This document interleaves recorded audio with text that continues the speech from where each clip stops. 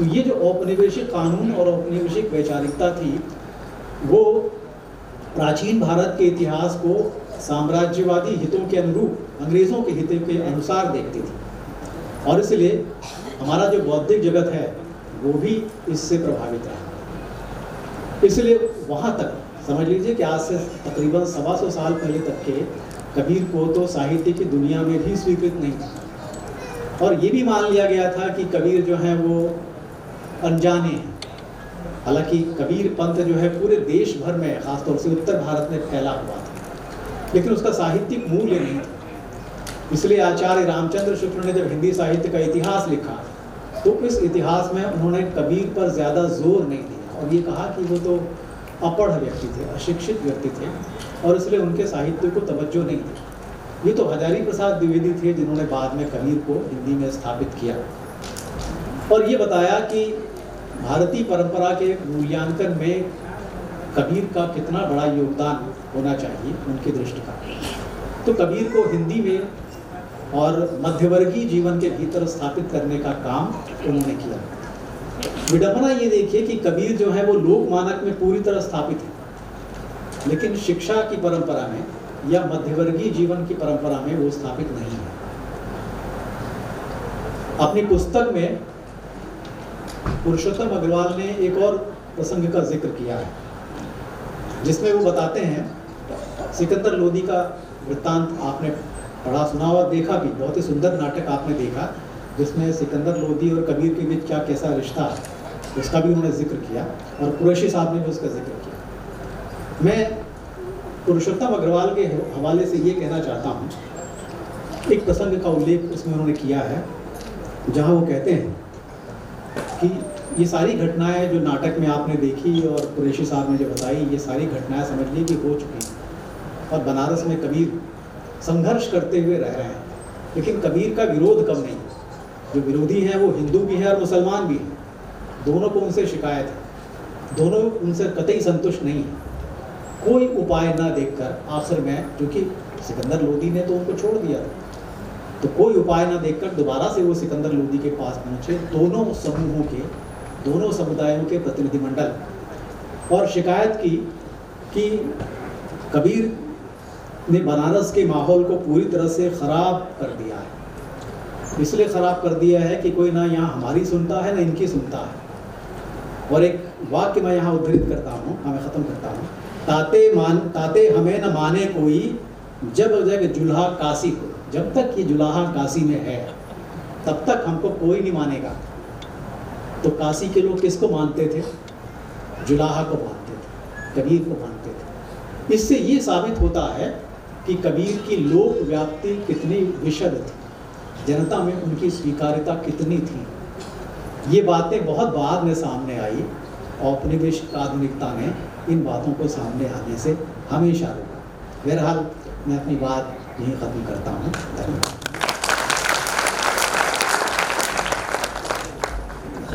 रख फकीर जिंदा रख, अपने दिल में कबीर जिंदा रख, राख हो दिल निराश में हो रात, लेकिन अपने दिल में वो उम्मीद जिंदा रख। कबीर लोक व्याप्त हैं। ऐसा लग रहा था कि जो निर्झर नदी बह रहे थे उसको सुनते रहें, लेकिन कार्यक्रम की एक अपनी सीमा है और हमारे सभागार में बैठे साथी भी थोड़े से अकुला रहे हैं।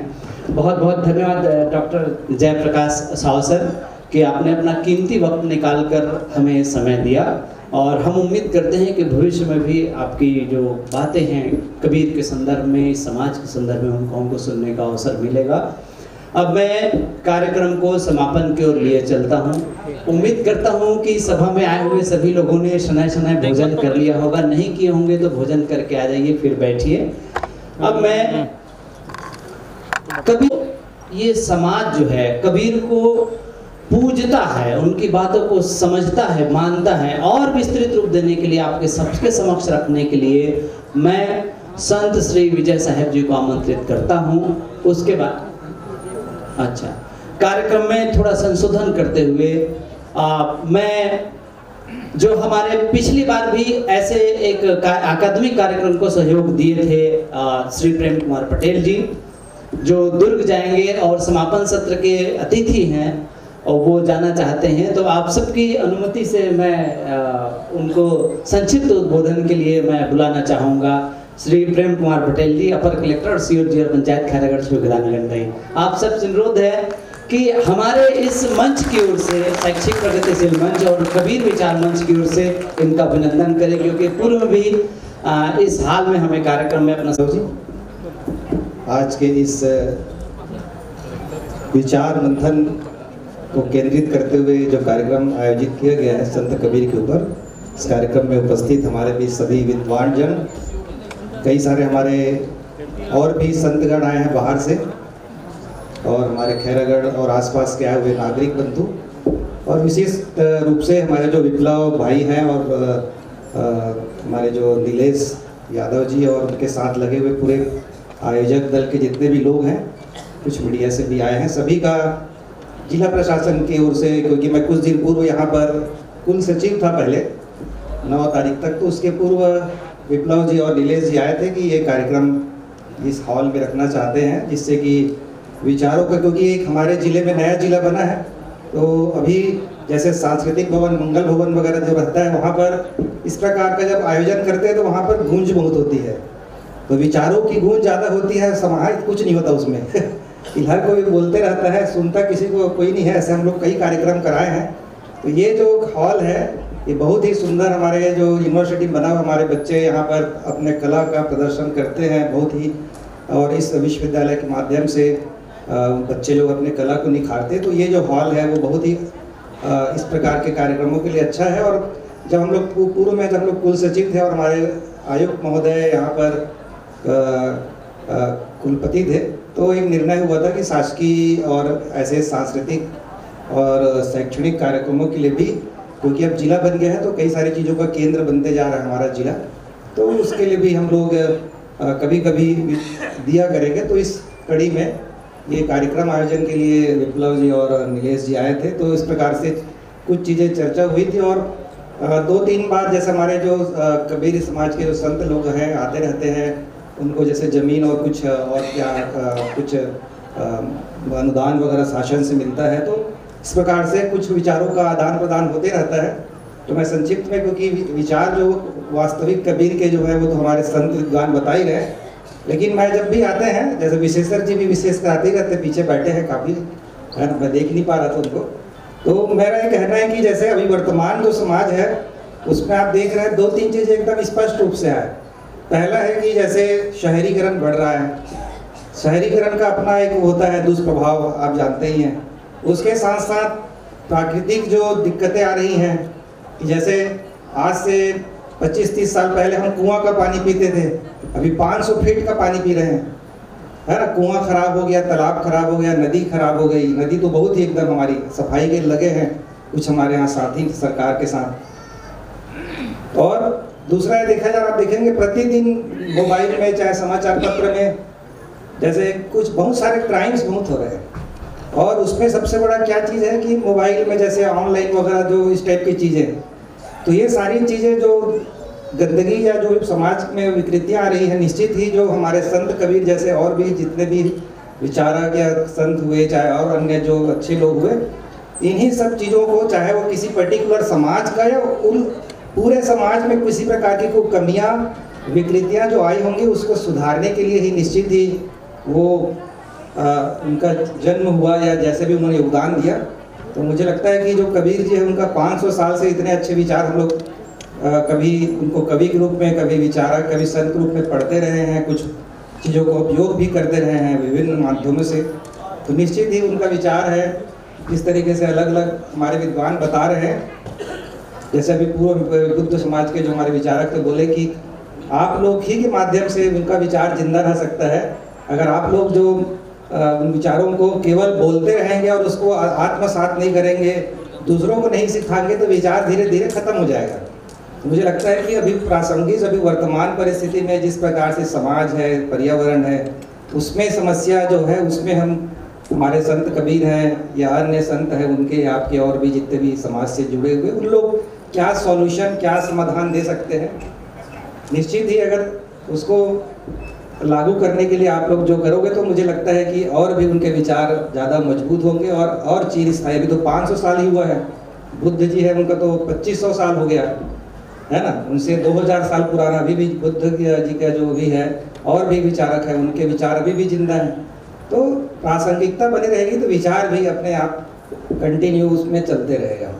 तो मैं और ज़्यादा नहीं कहूँगा, मुझे क्या है कार्य था तो नीलेश जी और विप्लव जी बोले कुछ देर समय दे के आएंगे, तो मैं आज क्योंकि लगातार व्यस्तता रही, आज योग दिवस, फिर शिक्षा विभाग का कुछ कार्यक्रम और बहुत सारी चीज़ें थी, तो उसमें समय निकाल के मैं कुछ देर के लिए आया था। मुझे अच्छा लगा, पहली बार इस प्रकार के कार्यक्रम में आने का अवसर प्राप्त हुआ है। और हमारे जो राजन यादव जी को देख के जब दोहे वगैरह पढ़ रहे थे तो थोड़ा मज़ा भी आया।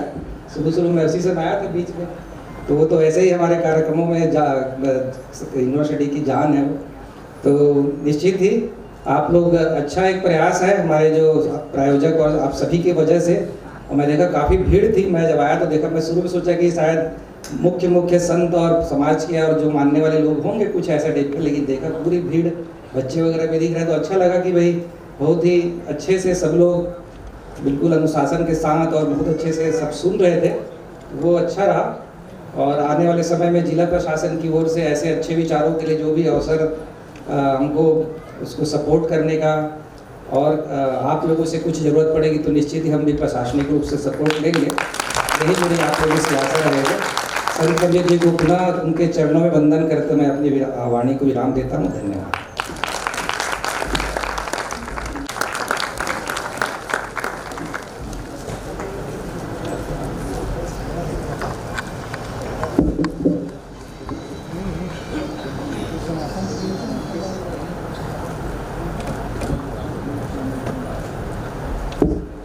बंदगी बोलिए सतगुरु कबीर साहेब की जय।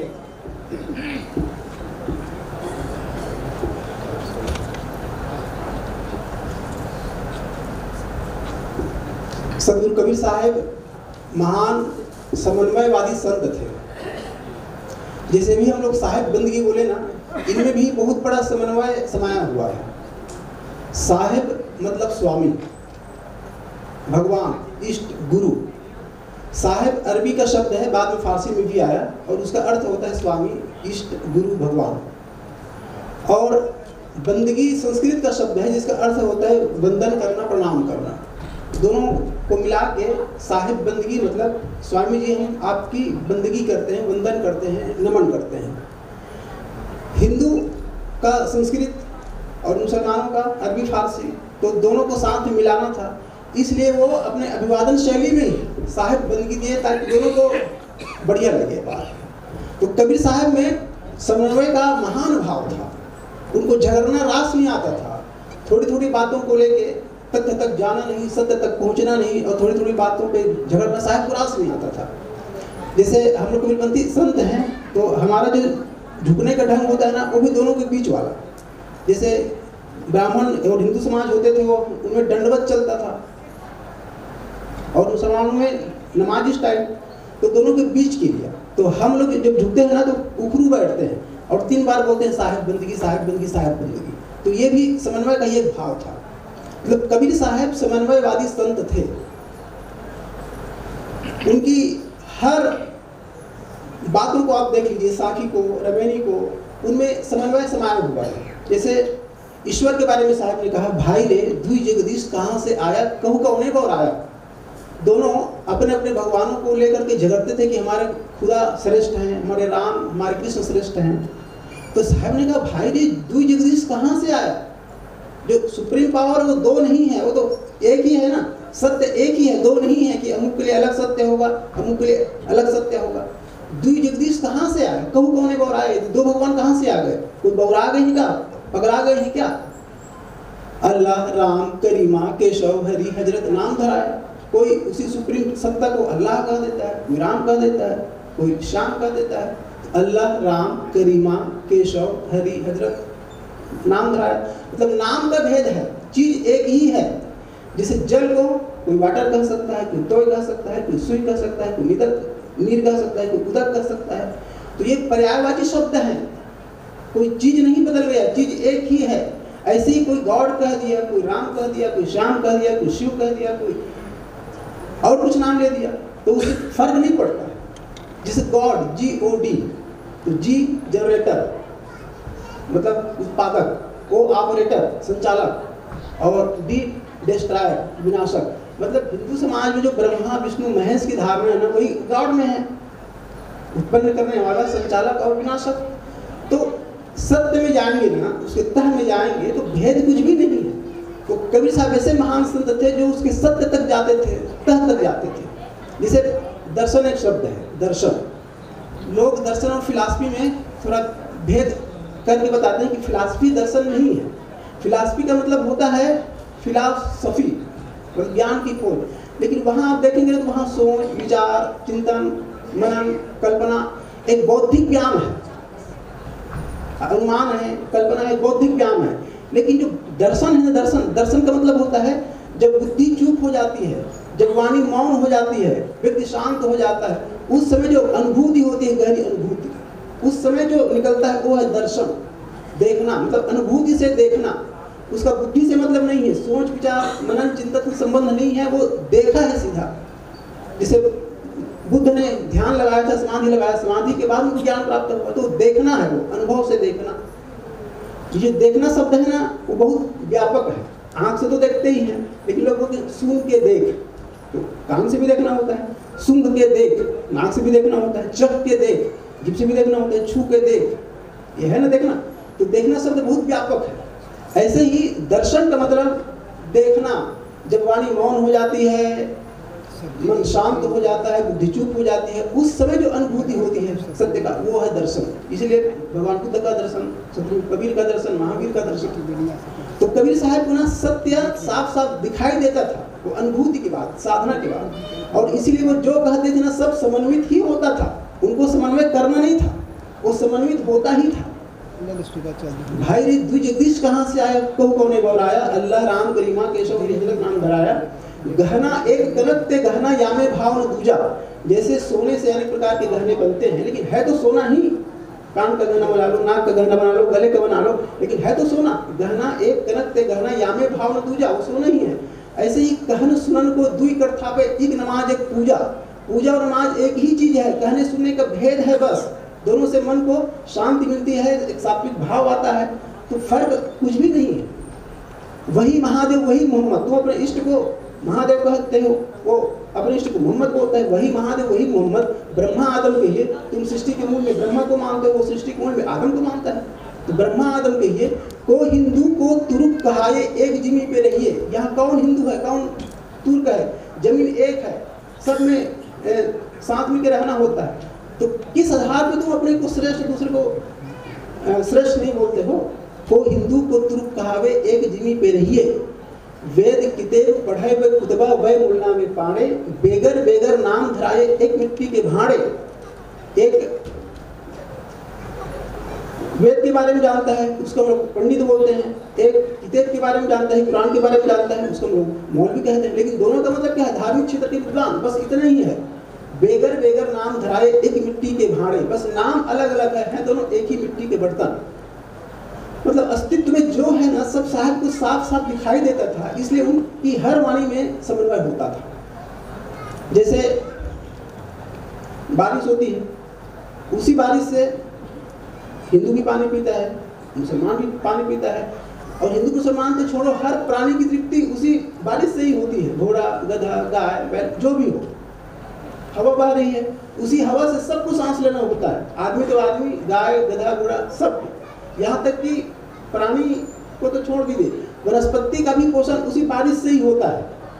हवा की आवश्यकता उनको भी होती है। सूरज एक है, उसी सूरज से ताप और प्रकाश हम सबको मिलता है, चाहे हिंदू हो, मुसलमान हो, प्राणी हो, पेड़ हो, सबको। मतलब सिस्टम एक है, उसी सिस्टम में हम लोग आए हुए हैं और कुछ दिन रह के संसार से हमारी विदाई हो जाती है। तो जब सिस्टम एक है तो भाई भाई तो हुए। और केवल मानव मानव भाई थोड़ी, प्राणियों के साथ भी हमारा भाई का नाता है, वनस्पति के साथ भी हमारा जुड़ाव ही है, कोई जुदा जुदा नहीं है। तो कबीर साहब इस सत्य को साफ साफ देखते थे और बोलते थे कि भाई किस आधार पे लड़ते हो, किस आधार पे तुम मतलब अपने को श्रेष्ठ बोलते हो, दूसरे को निष्ठ बोलते हो। कहे कबीर वो दोनों भूले हुए हैं, राम ही किन्हू न पाया, सत्य कोई को समझ में नहीं आया। और ये खसी वह गाय कटावे, बाती धर्म गवाया, ये धर्म के नाम पे बकरा काटता है और वो धर्म के नाम पे गाय काटता है। और धर्म में हिंसा की कोई जगह नहीं है, लेकिन हिंसक होकर के अपने जीवन को खराब करते हैं, नष्ट करते हैं। ये शत्रु कबीर साहब बोलते थे। मतलब कबीर साहब में वो जागृति थी सत्य को देखने की। जैसे मैं कहता हूँ आंखों देखी, मैं तो आंखों देखी बात करता हूँ, और तू कहता है कागज लेखी। देखिए कागज लेखी का भी अपना एक महत्व होता है, लेकिन कागज लेखी से श्रेष्ठ आंखन देखी होता है। और कागज लेखी के हिसाब से अगर अपना आचरण बन जाता है ना, जीवन बन जाता है ना, तो वो भी आंखन देखी ही हो जाता है। तो कागज लेखी की बहुत उपेक्षा के हिसाब ऐसी बात नहीं है, लेकिन जो कागज को ही देखने वाला है और हठधर्मी है कि हमारे शास्त्र में ऐसा लिखा है, हमारी परंपरा में ऐसा ही चलता है, हमारे महापुरुषों ने ऐसा ही कहा है, उसी को एकदम अंधेरपन से स्वीकारता है और सत्य को नहीं देखता, अपनी खुली आंखों से नहीं देखता सत्य को, तो साहब फिर सही नहीं लगता था। इसलिए कहा तेरा मेरा मनुआ कैसे एक हुई रे, तेरा और मेरा मन एक कैसे हो सकता है। तू कहता कागज की लेखी, मैं कहता आंखन की देखी, मैं कहता सुरझावन हारी, तू राखियो अरुझाई रे, मेरा तेरा मनुआ कैसे एक हुई रे। मैं कहता हूँ जागत रहिए, तू जाता है सोई रे, मैं कहता निर्मोही रहिए, तू जाता है मोही रे, मेरा तेरा मनुआ कैसे एक हुई रे। मतलब कबीर साहब एक महान समन्वित संत थे, उनको सब चीज साफ साफ दिखाई देता था। जैसे जाति पाति के बारे में एक वर्ग बोल रहे हैं हम श्रेष्ठ हैं, जन्मना श्रेष्ठ है, दूसरे को बोलते हैं नीच है, तो उसको धन रखने का अधिकार नहीं है, विद्या पढ़ने का अधिकार नहीं है, समाज में सम्मान का अधिकार नहीं है। तो साहब को लगता था ये क्या समाज है, जब दोनों की पैदाइश एक ढंग से है, एक है त्वचा हाड़ मुद्रा, एक रुधिर एक गुदा, कहो एक बूंद से सृष्टि रची है, कोबरा बूंद तो शुद्रा। जब दोनों की पैदाइश एक ढंग से होती है, सबके शरीर में मल मूत्र हाड़ जब भरे पड़े हैं, तो किस आधार पर अपने को श्रेष्ठ बोलते दूसरे को नष्ट बोलते हो। उनको बहुत खलता था साहब को। एक ब्राह्मण का बच्चा 9 साल का 10 साल का है, और एक जिसको शूद्र बोलते हैं, सोकाल शूद्र, वो 90 साल का है। तो 90 साल का बुढ़वा तो 9 साल के बच्चे को बोलते हैं पाए लागो महाराज, तो वो बोलते हैं खुश रहो आशीर्वाद है। तो कबीर साहब को बहुत खलता था क्या समाज है। पोंगापंथी विचार साहब को बिल्कुल रास नहीं आता था। इसलिए डॉक्टर राम कुमार वर्मा ने साहब के बारे में कहा है कि सदगुरु कबीर साहब आत्मा के सच्चे सेवक थे। वो अंदर की आवाज को सुनते थे और अंदर के ध्वनि को सुन करके उसी का चिंतन करते थे, उसी का मनन करते थे, उसी को फैलाते थे और जोरदार शब्दों में उसी को समाज के सामने रखते थे। उनको ये परवाह नहीं थी कि मैं बोल रहा हूँ उसका समाज पर क्या प्रभाव होगा। वो कहता था कि मेरी आत्मा की आवाज मतलब सही है, तो समाज से कभी डरते नहीं थे कि बहुत सारे लोग मेरे खिलाफ हो जाएंगे, मुझको दंड देंगे, इसकी उन्हें कोई चिंता न रहती थी। वो मेरी आत्मा की आवाज है, वो जस का तस उसी भाषा में रखते थे। मैं सच्चे पथ का राही हूँ, कह सकता दिन को रात नहीं, ईमान बेच दूं टुकड़ों पे, यह मेरे बस की बात नहीं। ऐसे बोलने वाले संत थे। सांच झूठ जैसा का तैसा कहना तुमने जानी, सांच झूठ जैसा का तैसा कहना तुमने जानी, धर्म क्षेत्र के तुम विज्ञानी साक्षी बीजक बानी। कबीर साहब धर्म क्षेत्र के वैज्ञानिक थे। धर्म क्षेत्र में जो पोंगापन चलता था, बेसिर पैर की बातें चलती थी, कबीर साहब ने इसको दूर किया। धर्म क्षेत्र के तुम विज्ञानी साक्षी बीजक बानी, और इसके साक्षी देखने तो बीजक उनकी वाणी है। बीजक में कहीं भी अंधविश्वास बेसिर पैर की बात कहीं भी नहीं है। उन्होंने शास्त्रों को सम्मान दिया, गुरु को सम्मान दिया, परंपरा को सम्मान दिया, लेकिन विवेक की बलि चढ़ाकर नहीं। वो विवेक को सबके आगे रखते थे, सबके फर्स्ट रखते थे। विवेक सम्मत हो वही बात आदरणीय है। जो बेसिर पैर की बात है वो किसी भी अच्छे शास्त्र में क्यों ना हो, अच्छे गुरु द्वारा क्यों ना कहीं हो, लेकिन अगर बेसिर पैर की बात है तो कबीर साहब इसको स्वीकारते नहीं थे। जैसे एक उदाहरण वाल्मीकि रामायण में लिखा है कि राजा सगर की पत्नी सुमति के गर्भ से एक साथ 60,000 बच्चे पैदा होते भये। राजा सगर की पत्नी सुमति के गर्भ से एक साथ 60,000 बच्चे पैदा होते भये। अब इसको कोई व्यास गति पे बैठ कर बोले कि राजा सगर की पत्नी सुमति के गर्भ से एक साथ 60,000 बच्चे पैदा होते भये, तो लोग बोलेंगे बोलो वृंदावन बिहारी लाल की जाए। मतलब लोग ये तर्क नहीं करेंगे कि ऐसा नहीं हो सकता, भाई ये प्रकृति के नियम के खिलाफ है, ऐसा लोग नहीं कर सकते, हिम्मत नहीं। कबीर साहब लोगों को हिम्मत दी कबीर साहब के बारे में कहा जाता है वो भैंसे को वेद मंत्र बुलाया। तो भैंसा का मतलब क्या है?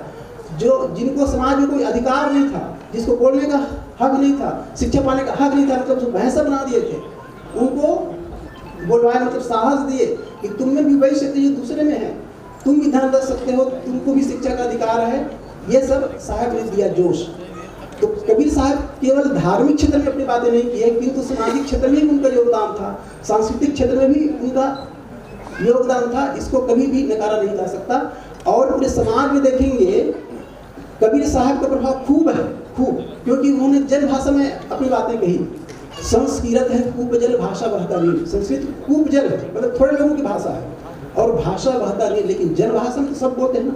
तो अपनी बातें उन्होंने जन भाषा में कहा, और इसी कारण से सब स्वीकारे। और यहाँ तक मैं छत्तीसगढ़ में देखता हूँ, होली गीत नहीं होता, होली गीत, तो होली में गीत गाते हैं, उसके बाद बोलते हैं सुना दे तोर कबीर, दो लाइन के साखी बोलते हैं, उसमें सुना दे तोर कबीर, उसके बाद दो लाइन के साखी। मतलब होली के गीत में भी कबीर साहब का प्रभाव है। कहीं भोज होता है ना, तो भोजन जब पारस होता है उसके बाद साहेब बंदगी साहब ऐसा बोलते हैं। वो कोई समाज का हो, साहू समाज का हो, चाहे धोबी समाज का हो, कोई भी समाज में लगभग ये चलता है साहेब बंदगी साहेब। मतलब कबीर साहब का प्रभाव खूब है। झोपड़ी से लेकर राजमहल तक कबीर साहब के गीतों को गाया जाता है, उनकी साखी को दोहराया जाता है। कहत कबीर सुनो भाई साधो। यहाँ तक दिवाली में जो सुहाई बांधते हैं, यादव लोग सुहाई बांधते हैं, उसमें भी कबीर साहब के दोहा को बोल के बांधते हैं। कबीरा खड़ा बाजार में सबकी मांगे खैर, ना कहूँ से दोस्ती ना कहूँ से बैठ। भले वो दारू पिए रहते हैं, वो नशे में मारते रहते हैं, लेकिन गीत कबीर साहब के गाते हैं। हाँ सच। अब ये साखी बहुत छोटी है, 2 लाइन का है, लेकिन इतना दम है इसमें। कबीरा खड़ा बाजार में सबकी मांगे खैर, सबका खैर चाहते हैं, भला चाहते हैं, लेकिन ना काहू से दोस्ती ना काहू से बैर। वो न किसी से राग करते न किसी से बैर करते हैं। राग द्वेष से परे की स्थित साधना की सबसे बड़ी ऊंचाई है। जो व्यक्ति राग द्वेष से पार हो गया ना, समझो साधना की ऊंचाई को पा लिया, और सब कुछ करे लेकिन राग द्वेष के भीतर रहे तो मानो वो कुछ भी नहीं किया। तो हम लोगों को कबीर साहब के आयाम को सही देखने की आवश्यकता है। हम लोग भावना के जोश में चमत्कार का घटक तो भले कबीर साहब पे लगा दें, लेकिन अस्तित्व में एक नियम है, नियम के तहत ही सब कुछ होता है। चमत्कार लोगों को बढ़िया लगता है, और जो जिस मत का है ना, तो उनको लगता है कि हमारे साहब ही दादा थे। तो कबीर साहब की चमत्कार का घटक तो खूब है, लेकिन कबीर साहब खुद कहे हैं भाई अस्तित्व में एक नियम है, तहिया हम तुम एक लोहू। जब माँ के गर्भ में थे तो हम और तुम एक समान थे। तहिया हम तुम एक लोहू, एक प्राण व्यापे मोहू। मतलब कबीर साहब ने नहीं कहा कि मैं भगवान हूँ, मैं स्पेशल आदमी को आदमी थे। और जब तक हम महापुरुष को आदमी के रूप में नहीं देखेंगे ना, तब तक हम उससे सीख नहीं सकते। हम लोग हर महापुरुष को भगवान बना देते हैं, वो तो भगवान थे, और ये मानते हैं कि जो कुछ किया है वो भगवान की वजह से किया, क्योंकि वो तो साक्षात थे ना, परमात्मा थे, इस कारण से किए। तो उनसे जो सीख लेना चाहिए था ना, उसको भी ले नहीं पाते। तो हर महापुरुष को हमें ना मानव के रूप में देखना होगा। राम मानव थे, कृष्ण मानव थे, लोग खूब किए हैं, इनका पुरुषार्थ खूब है। तो हमें हर महापुरुष को मानव के रूप में देखना होगा, तभी उनसे हम सीख सकते हैं, प्रेरित हो सकते हैं। तो कबीर साहब के बारे में हम लोग अनेक संतों से, विद्वानों से बहुत कुछ सुना। अगर जितना सुने उनका 1-2 साखी भी, 1-2 अंश भी अपने जीवन में अगर आए, आचरण में आए, तो हम धन्य हो जाएंगे। क्योंकि आदि साखी कबीर की 4 वेद का जीव, कबीर की आदि साखी भी 4 वेदों का सार है सब। तो एक साखी भी जीवन में आ जाए ना तो बहुत है। अंत में मैं साहब की एक साखी कहता हूँ। कबीरा खड़ा बाजार में लिए लुकाठा हाथ, लुकाठा मतलब मशाल।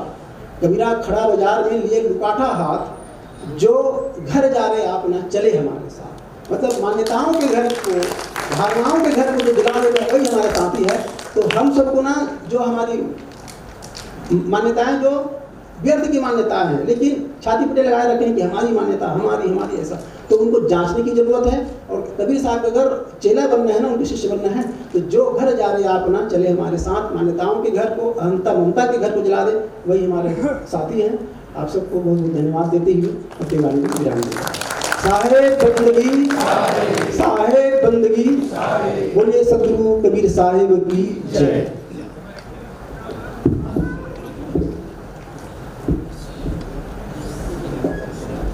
उन्हीं फकीरों ने इतिहास बनाया यहाँ, जिनके पास इतिहास लिखने का वक्त न था।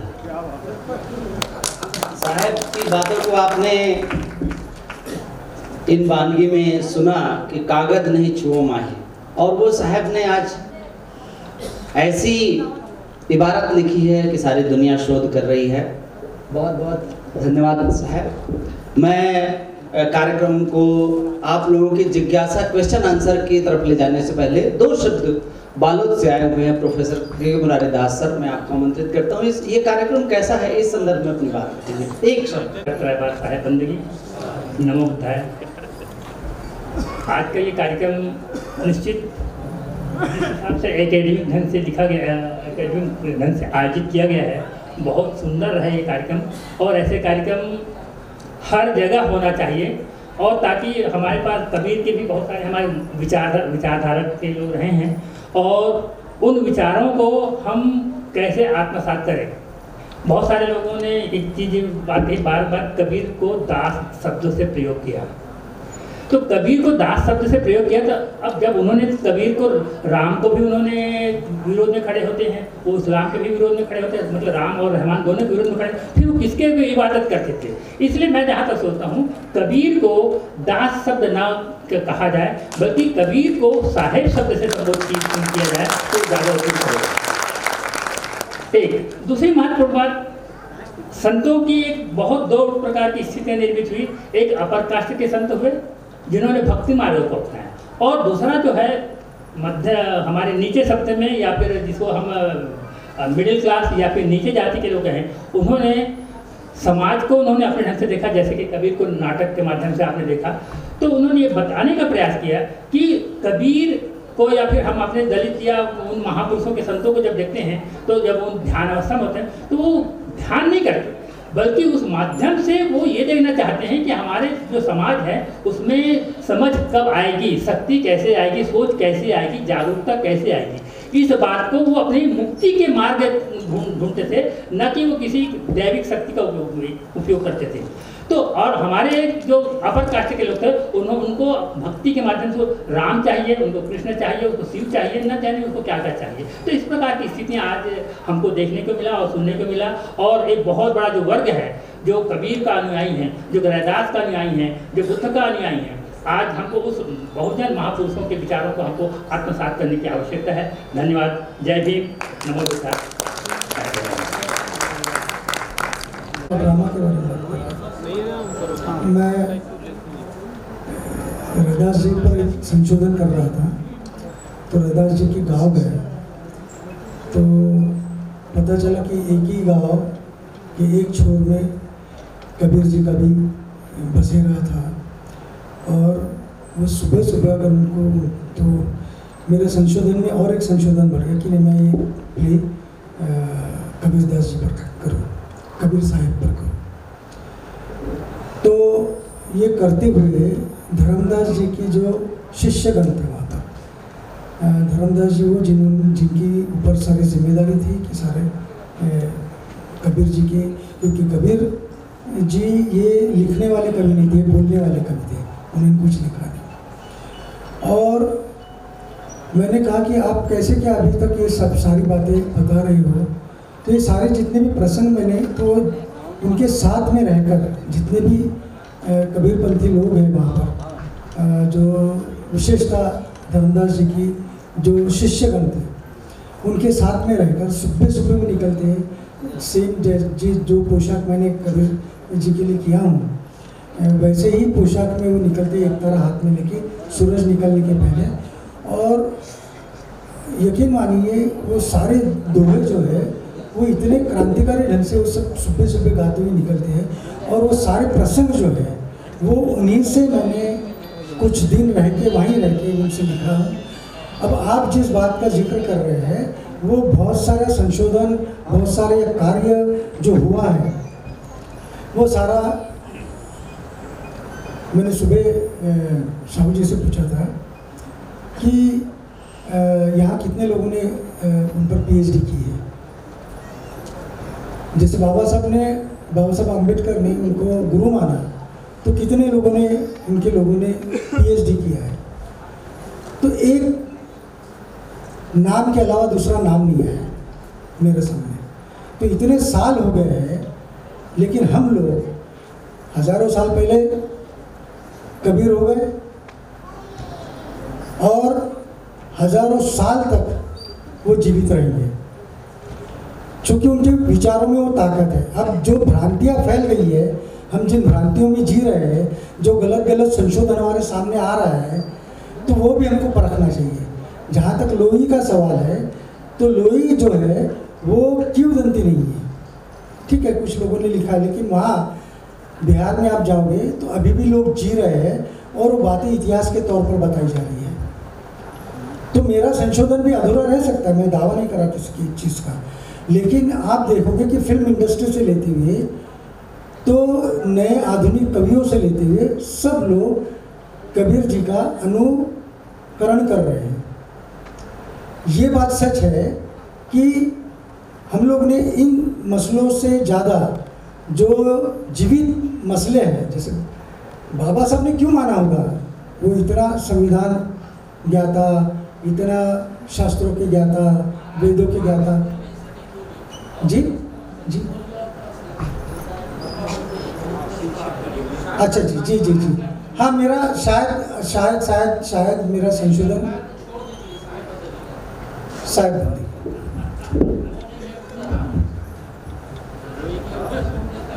शाब्दिक लोई का क्या संबंध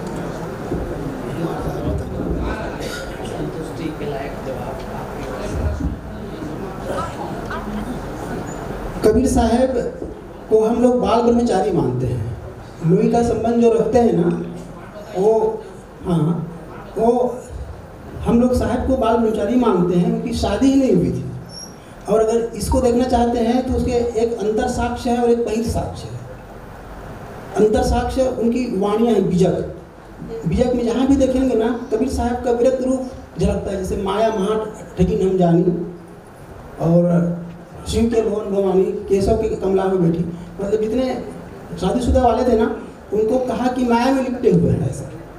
तो जब दूसरों को वो उंगली उठा सकते हैं माया में लिपटे हुए थे, तो अगर स्वयं वो शादीशुदा वाले होते तो इतना दम से नहीं बोल सकते थे। तो और कई ऐसी वाणियाँ हैं जिसमें उनका विरक्त स्वरूप झलकता है। ये उनका अंतर साक्ष्य है। बहिर साक्ष्य देखेंगे तो उनकी परंपरा है। जितने भी कबीर पंथ के संस्थान हैं, उनकी मान्यता भले अलग अलग हो, लेकिन सब में कबीर साहब को विरक्त ही माना जाता है। यहाँ तक कि जो दामाखेड़ा संस्थान है, वो गृहस्थ परंपरा वाले होते हैं, वहाँ भी कबीर साहब को विरक्त संत ही माना जाता है। तो कबीर साहब की चाहे अंतर साक्ष्य हो चाहे बहिर साक्ष्य हो, साहब को विरक्त ही माना जाता है। और लेकिन लोग ना, बाह्य जगत में बहुत फैला है कि लोई है, कमाल कमाल है ऐसा, लेकिन कमाल कमाल नाम का कोई बेटा नहीं है और लोई नाम की कोई पत्नी नहीं है। वो विरक्त संत थे, बाल ब्रह्मचारी संत थे।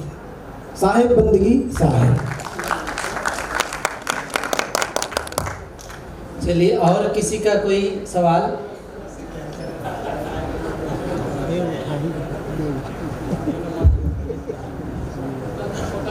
मेरा बड़ा है, नहीं मैं वहाँ नहीं जाऊँ। आइए, कबीर विचार गोष्ठी में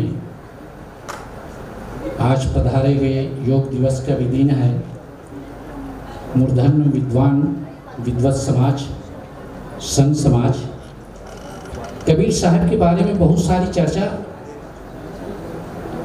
शास्त्रानुमोदित शास्त्र के अनुसार विद्वत समाज किए, लेकिन सदगुरु कबीर साहब की जो अनुभव की बात है, वो अनुभव की बात अभी अछूता रह गया है। पहली बात, कबीर साहब की दृष्टि में न ईश्वर है न भगवान है। अगर ईश्वर भगवान मानते हैं तो कबीर साहब का सिद्धांत में नहीं है। कबीर साहब कारण कार्य व्यवस्था के अनुसार ये सृष्टि चल रही है और चलेगा। ये कभी प्रलय नाश होने वाला नहीं है। कोई एक भूभाग में कहीं ज्वालामुखी कहीं कुछ हो जाना ये अलग विषय है, लेकिन लोग कहते हैं कि एक साथ प्रलय हो जाएगा। आज जितने भी आदमी हैं विद्वान सब अपनी ढंग से बताते हैं, लेकिन सदगुरु कबीर साहब का ज्ञान एक ऐसा ज्ञान है जो कारण कार्य की व्यवस्था के अनुसार है। भले ही उन्होंने कह दिया अंदर जो तू चाहे मुझको छाड़ सकल की आस, और मुझे ऐसा हो रहा सब सुख तेरे पास, उसमें साकार और निराकार की बात आई। हमारे मुस्लिम भाई नाराज नहीं होना आप लोग, और हिंदू भी निराकार माने, लेकिन कबीर साहब कहते हैं न तो साकार है न तो निराकार है। कैसे? सरगुण की करी सेवा, निर्गुण की करी ध्यान, और सरगुण निर्गुण से परे कहाँ हमारा ध्यान। ये अलग बात हो गई कि नहीं? कबीरपंथी परंपरा वाले तो नहीं समझी जल्दी थी। कर रहे हैं वो खंडन कर रहे हैं, पर वो परिस्थिति आपको देखना पड़ेगा कब वो ऐसा कह रहे हैं। इसीलिए आज भी कबीरदास जी के जो साहित्य है वो प्रासंगिक है, दर्शन वही है, नयापन नहीं है। कबीरदास जी ने जो व्यक्त किया वो नयापन है। पाका कलश कुमार का बहुरी चढ़े न चा, कहीं भी गए कुम्हार मोहल्ला में वो देख के उन्होंने उपमान दे दिया, ये नयापन है। ये रामानंद जी की देन है। हरि का भजय सो हरि का हो, जात पात पूछे नहीं कोई। उनके प्रमुख 12 शिष्यों में सब अलग अलग जाति के थे, इसलिए उन्होंने वही प्रतीक लिया। और कबीरदास जी के जो साहित्य है, जो हजारी प्रसाद द्विवेदी जी ने जो रखा है ना, उसको हम प्रमाणिक मानते हैं। और उनके साहित्य की प्रासंगिकता तब भी बने रहेगी, इतने वर्षों के बाद भी बनी हुई। उसके पीछे कारण है वो जीवन जगत की बात करते हैं। हमारे दैनिक जीवन में जो होनी चाहिए वो बात करते हैं, कागज लेखी बात नहीं करते। ये कारण है। ठीक, मैं समझ गया। बैठिए। समक्ष पठन कर रहा हूँ। फिर कार्यकर्ताओं से जो हमारे वॉलंटियर साथी है सबसे अनुरोध करूंगा कि मंच पर आएंगे और एक बढ़िया यादगार के लिए फोटोग्राफी। तो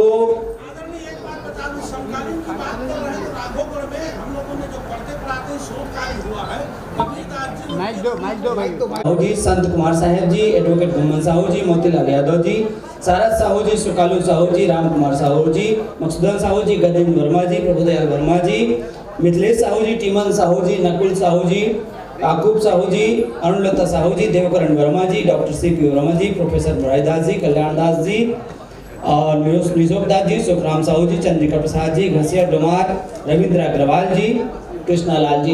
इसके अलावा और भी साथियों ने हमें सहयोग किया होगा। आप सबका बहुत बहुत धन्यवाद। अंत में मैं आभार प्रदर्शन के लिए हमारे वरिष्ठ श्री हिरेंद्र कुमार साहू जी को आमंत्रित करता हूं कि वह आभार प्रदर्शन करें।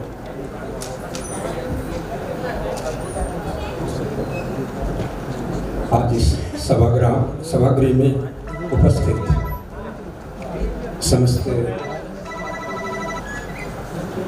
अभिभाषक, जिनके द्वारा इस कार्यक्रम का ही मूल उद्देश्य था संत कबीर व्यक्तित्व, विचार, दर्शन के विभिन्न आयाम, साथ ही साथ कबीर के साहित्य, दर्शन, लोक मान्यता, रहस्यवाद पर एक अकादमिक यहाँ पर चर्चा हुई।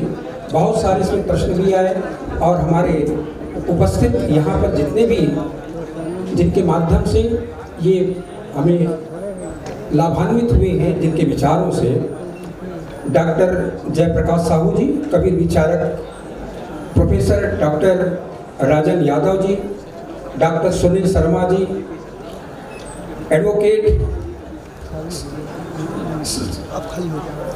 साकिर कुरैशी जी, भिक्खू साहब जी, और महंत श्री बासादास साहब जी, संत श्री विजय साहब जी। और इस आयोजन में मुख्यतः मैं थोड़ा सा 2 शब्द बोलना चाहूँगा कि हम जब एक दिन अचानक विप्लव जी का फोन आया और हम लोग 5-7 लोग बैठे कि इस प्रकार की एक विचार गोष्ठी के लिए हम लोग, एक नया प्रयोग है ये भी, और यहाँ पर सभी लोग एकत्रित हुए हैं, जिसमें वंश परंपरा के भी मानने वाले लोग हैं, पारक सिद्धांत के भी लोग हैं, और साहित्य के क्षेत्र से लोग यहाँ पे बैठे हुए हैं। क्योंकि साहिब जी का जो व्यक्तित्व है, सदगुरु कबीर साहब जी का जो व्यक्तित्व है, वो किसी भी कोने से आप देखेंगे ना तो लगता है ये हमारे ही है। चाहे वो साहित्य के क्षेत्र में, हमारे पास प्रोफेसर साहब जी बैठे हैं, वो साहित्य में इतने रुचि है कि वो साहित्य के माध्यम से उनको जानते हैं। यहाँ पे संत बैठे हुए, पूरे संत समाज यहाँ पे बैठा हुआ है, उनके साथ उनके रहनी वो समझते हैं कि हम साहब के वाणी को लेकर हम जीवन शैली जी रहे हैं। बहुत सारे और इसमें जुड़े हुए जितने भी लोग हैं वो साहब को विचार को सुनने यहाँ पर उपस्थित हुए थे। माना कि किसी के विचारों से उनकी सहमति नहीं बनती है तो ये मैं चाहूँगा कि वो एक कहना चाहिए निश्चित रूप से, यानी किसी आरोपण के पहले से हम उसमें मान्यता ना बनाएं कि ये बात जो है ऐसा होना चाहिए, ऐसा होना चाहिए। उसको स्वतंत्र रूप से विचार करने की ज़रूरत है। और मैं भी इसमें और हमारे बीच और लोग हैं उनके बीच एक बात और छोड़ देना चाहता हूँ साहब की वाणी में से। वेद कितेब कहा किन झूठा, झूठा जो न विचारे। सभी हमारे आदरणीय लोगों ने कोशिश की है या जो है विचारों में कि साहब जी को अनपढ़ घोषित किया गया। तो वेद और किताब की बात कैसे जानते होंगे? तो वेद किताब कहा कि न झूठा, झूठा जो न विचारे। हमारे जो विचार है उसके प्रति जो हम सोच रखते हैं या हमारी जो दार्शनिक विचारधारा है उसको छू नहीं पाते, उसमें हमारी कमियां हैं। और हम लोग ऊपर ही ऊपर समझकर उसको जानने की कोशिश करते हैं। क्योंकि बहुत अच्छा माहौल रहा, सभी लोगों का बहुत सारा सहयोग मिला, आप दूर दूर से आए। हमने बहुत से लोगों को निवेदन किया, भैया ये नया कार्यक्रम है, ये कोई सत्संग का कार्यक्रम नहीं है, लेकिन हाँ कबीर साहब को हम विभिन्न आयामों से देखने का प्रयास करेंगे, विभिन्न प्रकार से समझने का प्रयास करेंगे। आप सभी ने बहुत ही अच्छे ढंग से, शांतिपूर्वक ढंग से सुनने का प्रयास किया। आपके मन में बहुत सारे ऐसे विचार भी आएंगे, ऐसे प्रश्न भी आए होंगे। प्रश्न आना स्वाभाविक है कि आप जिस मार्ग में जा रहे हैं, जिस रास्ते में जुड़े हैं, उसमें लगता है कि ये बातें और आनी चाहिए, जरूर है। और मैं हमारे जो नाट्य मंचन जिनके माध्यम से हुआ ये बहुत काबिले तारीफ है। और मैं निवेदन करना चाहूँगा कि ये जो बातें हैं कि विरक्त संत थे कबीर साहब, ये हमारे पूर्व प्रधानमंत्री माननीय अटल बिहारी वाजपेयी के पास भी हमारे संत की मंदिर वहाँ पर गए थे और उन्होंने उनको निवेदन किया था। तो निवेदन के बाद उन्होंने कुछ प्रश्न भी उनसे किए, बहुत उनके पास ज्ञान था और ये हमारे जो संत हैं उनको संतुष्ट किए और ये बात आई कि कबीर साहब एक विरक्त संत थे। तो हम लोग चाहें कि विरक्त संत ही माने, लेकिन उनके विचारों को लेकर जो जागृति आनी चाहिए समाज में वो आना ही चाहिए। हम केवल अपने आप को लेपित करके वहीं पे नहीं, हम उसमें क्रियाशील हों, उनको आत्मसात करें और जी के दिखाएं कि वास्तविक में कबीर साहब ऐसे थे। और समाज में उनके प्रति जो मानसिकता बनी हुई है कि वो छोटे वर्ग से आए हैं, तो मैं सबसे निवेदन चाहूँगा कि उनको संत सम्राट सदगुरु कबीर साहब कहा गया है, जिसको हम महात्मा गांधी जी कहते हैं, बापू कहते हैं। उन्होंने भी अपने आप को स्वीकार किया है कि वो कबीरपंथी थे। हमारे देश के संविधान के निर्माता बाबा साहब अम्बेडकर, डॉक्टर बाबा साहब अम्बेडकर, वो अपने आप को कबीरपंथी मानते हैं और 100 पोएम्स आप कबीर लिखकर भारत में पहला नोबेल पुरस्कार जीतने वाला साहित्यकार डॉक्टर रविंद्रनाथ टैगोर, गुरुदेव रविंद्रनाथ टैगोर, ये प्रमाणिकता है उनकी। और विदेशों में क्या नहीं, यहाँ पर एक लाइन पर, एक साखी पर यहाँ पे रिसर्च हो रहा है और हम कबीर साहब को एक अनपढ़ गंवार मानते हैं। तो उस पर विचार किया जाए। हमारे पास बहुत बुद्धिवादी वर्ग हैं, बड़े विचारक लोग हैं कि वस्तुतः इतने विस्तृत वाणी बोलने वाले कोई सामान्य व्यक्ति नहीं हो सकते। कुछ तो पढ़े लिखे होंगे, उन्होंने अपनी भाषा में कहा, लेकिन वो जननायक थे, वो अपने अनुभव को शेयर करते थे और वो वेद की बातों को अपने जीवन शैली में जो हमारे बीच है, चलती चाकी देख के दिया कबीरा रो, चक्की की बात करते, बड़ा हुआ सो क्या हुआ जैसा पेड़ खजूर। कहाँ वेद को आप पढ़ेंगे, आप संस्कृत साहित्य में नहीं पढ़ते, लेकिन इन बातों में इतनी गहराई है कि आपके जीवन का जो शैली है वो बदल जाएगा। तो मैं आप सभी से निवेदन चाहूँगा, आपने बहुत कुछ सीखा होगा, बहुत कुछ सुना होगा, उसको प्रयास कीजिए। और कबीर साहब का एक प्रमाणित जो ग्रंथ है उसका नाम बीजक है, जरूर उसका अध्ययन कीजिए, उसमें बहुत सारी बातें हैं। और मुझे आप आभार प्रदर्शन के लिए विप्लव भाई ने बुलाया, इसके मैं उनके प्रति भी आभार व्यक्त करता हूँ। आप सभी के प्रति आभार व्यक्त करता हूँ कि एक अच्छा माहौल यहाँ से बन के जा रहा है। आगामी समय में आप लोगों का ऐसा ही सहयोग रहा तो एक और अच्छे रूप में हम लोग प्रस्तुत हो सकते हैं। करता हूँ कि एडवोकेट साकिर कुरैशी जी के प्रतीक चिन्ह को भेंट करेंगे।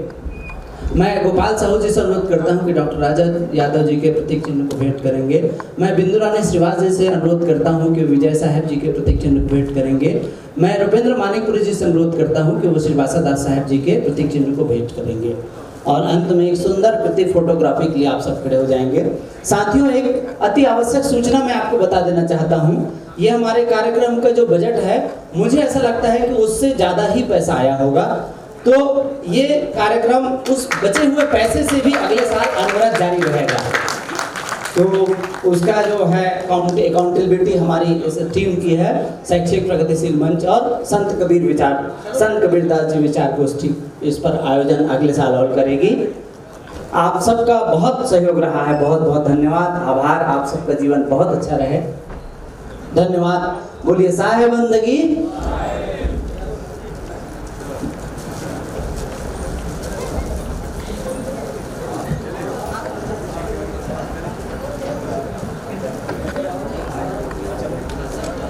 ओ दादा